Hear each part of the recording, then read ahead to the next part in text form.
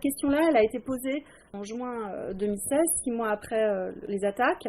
Et 6 mois après, on a 80% de la population qui nous parle des attentats du 13 novembre, avec derrière les attentats de Charlie Hebdo, de l'Hypercacher, et puis pas très loin derrière les attentats du 11 septembre, qui, malgré donc une distance à la fois géographique et temporelle, restent quand même des événements qui ont beaucoup marqué la population, puisqu'une personne sur deux les cite. On a ensuite un certain nombre d'événements, mais qui, même lorsqu'ils étaient quasiment au moment de l'enquête, par exemple les événements d'Orlando, sont beaucoup moins cités, avec deux facteurs, le facteur géographique et puis un facteur aussi temporel. Un an après, on a reposé la question. Alors la méthode était un petit peu différente puisque cette fois-ci on était avec une méthode en ligne, mais on retrouve les attentats du 13 novembre en première réponse parmi les événements qui ont le plus marqué les Français.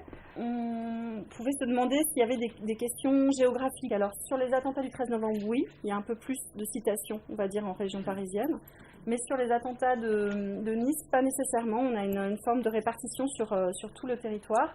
Et même dans cette région-là, ce sont les attentats du 13 novembre qui arrivent en premier. Alors dans le détail, on a des marqueurs mémoriels qui sont un peu différents suivant les catégories sociales. Les attentats du 11 septembre, ils sont davantage cités par des publics qui sont aisés, qui sont diplômés, plutôt dans les professions intellectuelles.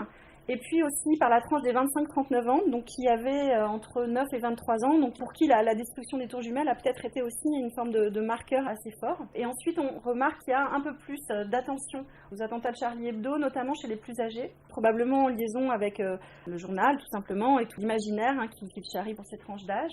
On a chez les plus jeunes, chez les 15-24 ans, deux types d'attitudes. À la fois, on va voir qu'ils sont quand même nombreux à nous parler du 13 novembre, et puis on va voir aussi qu'au fur et à mesure du temps, ils ont un petit peu ce que vous disiez tout à l'heure, c'est-à-dire une forme de mise à distance, pas nécessairement le souhait de parler et reparler de ces événements qu'ils ont peut-être eu du mal un peu à digérer et à savoir comment prendre.